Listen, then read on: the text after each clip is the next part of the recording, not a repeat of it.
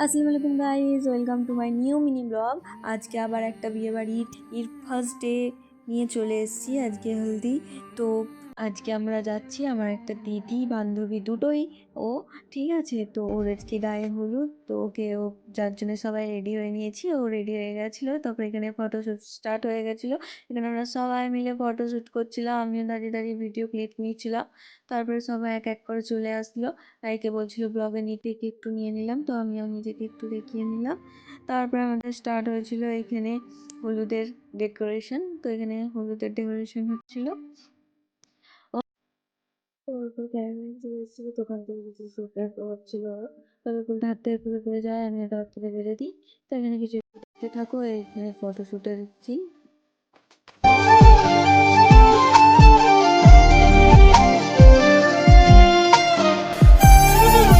এখানে আমি দাঁড়িয়ে দেখছিলাম, তবে আমাদের নাচ স্টার্ট হলো।